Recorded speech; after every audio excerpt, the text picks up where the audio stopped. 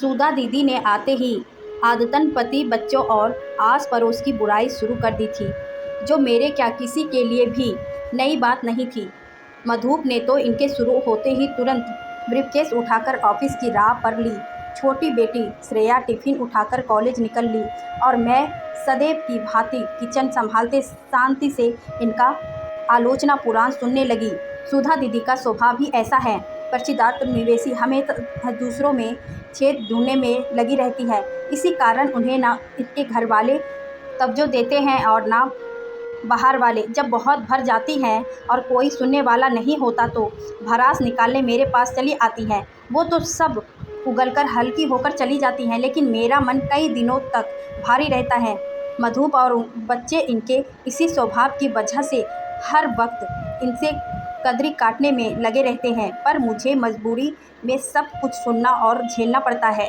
तुम भी अजीब हो, अपने लेखों कहानियों से पूरी दुनिया का मार्गदर्शन करती रहेगी, पर अपनी सगी इकलौती ननद को कहीं नहीं सुझाओगी। सुधा दीदी ने उल्हाना दिया। दीदी, अब इनमें मैं क्या कर सकती हूँ? आप बड़ी हैं, समझदार हैं। अच्छा बताइए, लंच में दाल बाटी बना लूँ, आपकी पसंद है? हाँ बिल्कुल, मधु को तो बहुत पसंद है, श्रेया और नेष्ठा को भी पसंद है। अरे हाँ, मैं तो पूछना ही भूल गई, नेष्ठा का वहाँ मन लगा या नहीं? आई हूँ जब से अपनी ही रामायण सुना ही जा रही है। चेष्टा ठीक है, धीरे धीरे सेट हो रही है, नई नई नौकरी है, थोड़ा टाइम तो लगेगा ही। मैंने तो उसे सबसे घुल मिलकर रहने को कहा है ताकि मन लगा रहे। एक तो इसकी बहुत अच्छी दोस्त बन गई है नाव्या।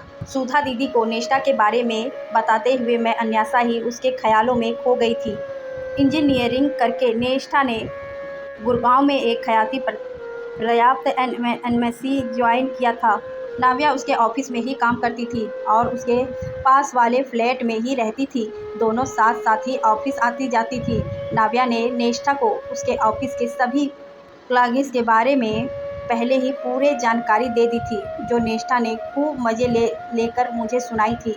सौम्या एक नंबर की आलसी है, हमेशा अपना काम दूसरों पर लादने की फिराक में रहेगी, उससे बचकर रहना। नागजून अर्धजल गहरी छलकत जाए है, जितना बताते हैं उतने ही उसको नॉलेज है। नहीं, सुधांशु बॉस का चमकता है, हर वक्त उन्हीं के आगे पीछे रहेगा। मैं नेष्ठा की बातें सुनकर खूब हंसी थी।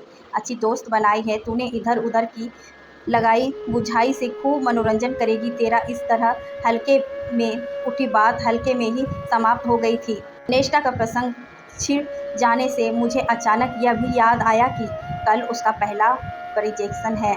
आपने अच्छा याद दिलाया दीदी, वह ज़रूर कल के प्रोजेक्शन की तैयारी में डूबी होगी, तभी कल से फ़ोन भी नहीं किया है, खाना पीना तक भूल जाती है यह लड़की। मैंने तुरंत नेष्ठा को फ़ोन मिलाया, वह थोड़ी अनमनी सी लगी। लगता है प्रोजेक्टेशन को लेकर प्रेशर में है, उसका ख्याल झटकर मैं काम में लग गई थी, पर मन बार बार वहीं अटक जाता था। पहले मैं जब भी इसे लेकर अपनी चिंता जाहिर करती, वह नाव्या का हवाला देकर मुझे तसल्ली दिलाने का प्रयास करती। नाव्या है ना मेरे पास, वह दीदी अम्मा की तरह बुखार में मेरा ख्याल रख रही है। यहाँ मत जाओ, वह मत खाओ, इसमें मत मिलो, अब रेस्ट कर लो, तेरी इसी दीदी अम्मा एक बार मिलना पड़ेगा मुझे, बहुत सुन चुकी हूँ उसके बारे में। मजाक में बात ख़त्म करते हुए मैं भी निश्चित हो जाती थी। आज तो इसने नाव्या का नाम तक नहीं मिलाया, यह मेरे लिए और भी चिंता की बात थी। कुछ सोचकर मैंने नेष्ठा को फिर फ़ोन लगाया। नेष्ठा बेटी, थोड़ा बहुत प्रेशर होना भी वाजिब है, इनमें से इंसान अच्छा फार्मर करता है, पर हाँ, ज़्यादा टेंशन नहीं लेना चाहिए। ना हो तो नाव्या को मैं बाद में बात करती हूँ। नेष्ठा ने फ़ोन बंद कर दिया। स्पष्ट था वह मुझसे अपनी परेशानी या तनाव या जो कुछ भी मामला था शेयर नहीं करना चाह रही थी। नाव्या के नाम से इसका बिकना भी हैरत वाली बात थी। इधर खाने के बाद सुधा दीदी का आलोचना पुराण फिर से आरंभ हो गया था। दीदी, मुझे सिर दर्द हो रहा है, थोड़ा लेटती हूँ, अभी आराम कर लीजिए। मैं अपने कमरे में आकर लेट गई थी। नेष्ठा के अनमनेपन ने मेरी चिंता बढ़ा दी थी। नाव्या इसे हिम्मत देने के लिए इसके पास है या नहीं, मैं बहुत विकल हो रही थी, पर नेष्ठा को फिर से फ़ोन कर और परेशान करने का मन नहीं हुआ। देर शाम जब नहीं आ रहा गया तो मैंने उसे फ़ोन लगा दिया। उसने फ़ोन उठाते ही मैंने तौप के गोले की तरह सवाल दाग दिया, प्रोजेक्शन कैसा रहा? अच्छा रहा मम्मा। सुनते ही मेरे तन मन से मानो बोझ उतर गया। देखो मैंने कहा था ना, सब ठीक हो जाएगा। तू व्यर्थ ही घबरा रही थी। आज तेरी दीदी अम्मा कहाँ गई? वो पास नहीं है क्या हिम्मत बांधने को? मैंने चुहल करके उसका मूड हल्का करना चाहा, पर वो और भी गंभीर हो गई थी। मैं घर पहुंचकर बात करती हूँ कहकर उसने फिर फ़ोन काट दिया था। अरे भाई, शाम की चाय मिलेगी या नहीं? लगता है यहाँ आकर गलती कर दी मैंने। यहाँ तो ना कोई सुनने वाला है ना अटेंड करने वाला। कमरे में बाहर चहलकदमी करती सुधा दीदी का स्वर कानों में पड़ा तो मैं दुपट्टा डालकर तेजी से बाहर की ओर लपकी।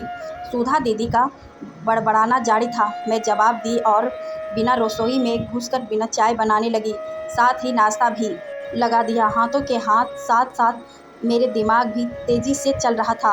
अब दिमाग से नेशा उतर चुकी थी। ये सुधा दीदी भी अजीब है, हर वक्त बस सामने वाले में कामियाँ ही खोजती रहती है। आई है जब से मुझसे ही मदद मांग रही है और अब मुझ में ही कामियाँ निकालने लगी है। अभी मैं यह सब सोच ही रही थी कि नेस्टा का स्काइप पर कॉल आ गया। मैंने लपक कर कॉल रिसीव किया। घर पहुंच गई तो सब ठीक तो है ना? कैसा छोटा सा मुंह लग रहा है?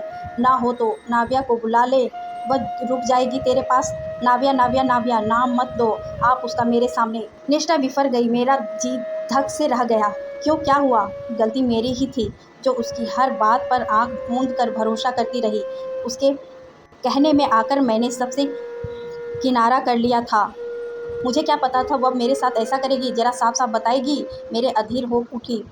सुधा दीदी बढ़ाना छोड़कर चाय का कप थामे कान लगातार बैठाए गई थी। बीच बीच में मेरे मोबाइल में झांकने का प्रयास भी कर लेती। मम्मा, प्रोजेक्शन के 2-3 दिन पहले मैं काफ़ी नर्वस थी। नाविया को अपना मानकर मैंने अपने नर्वस से उससे शेयर की। मुझे क्या पता था वह इसका गलत फ़ायदा उठाएगी। उसने मेरे साथ भी क्लोंगिस, यहाँ तक कि मेरे बॉस को भी बोल दिया कि नेस्टा जैसी बुजदिल अनुवाहिन फ्लाइंग कंपनी के लिए सही नहीं है।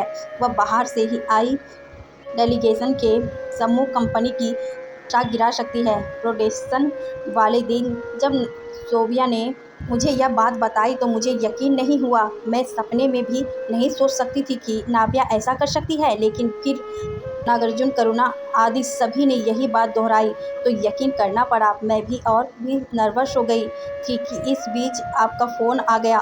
थोड़ा हिम्मत बंधी। प्रोडेक्शन तो अच्छा गया मम्मा, पर मन बहुत खट्टा हो गया है। दुनिया में ऐसे लोग भी होते हैं। सुधांशु बता रहा था नाविया का तो स्वभाव ही ऐसा है। वह हर किसी के कामियाँ ही खोजती रहती है। उसे नहीं पता कि यही उसकी सबसे बड़ी कमी है।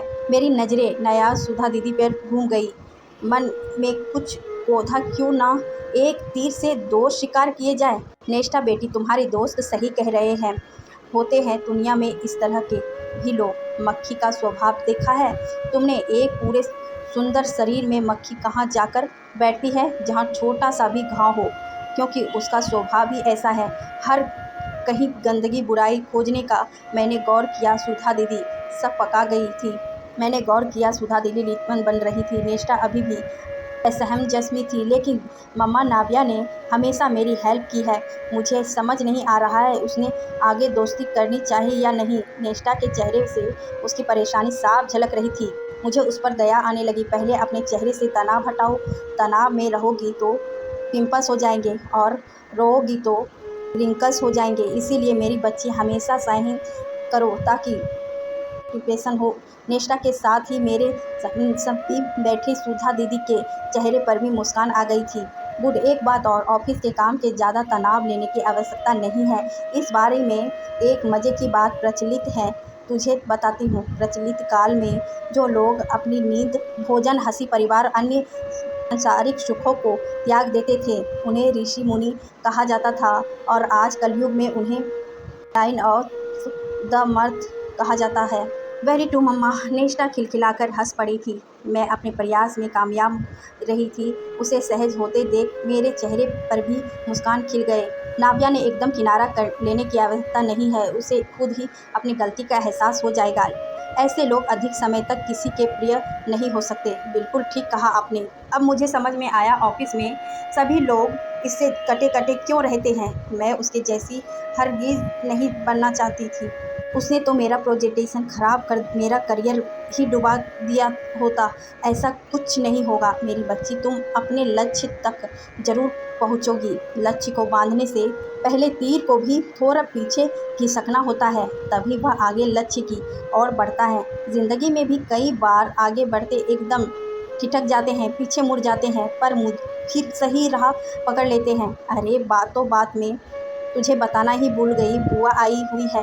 मैंने मोबाइल सुधा दीदी को पकड़ा दिया।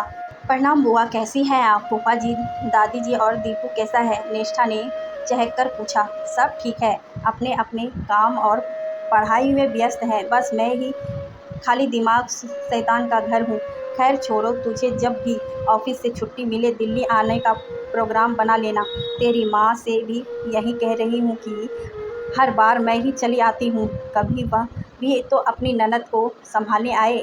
कॉल खत्म होते होते सुधा दीदी किसी सोच में डूब गई। सोच रही रात वाली बस से निकल जाऊँ, मेरे बिना सबको परेशानी तो हो ही रही होगी। अब ये लोग मुंह से ना बोले तो क्या हुआ, मैं समझती हूँ तो कि मेरे इस तरह कभी भी मुंह उठाकर चले आना से इन लोगों को पीछे दिक्कत तो आती ही होगी।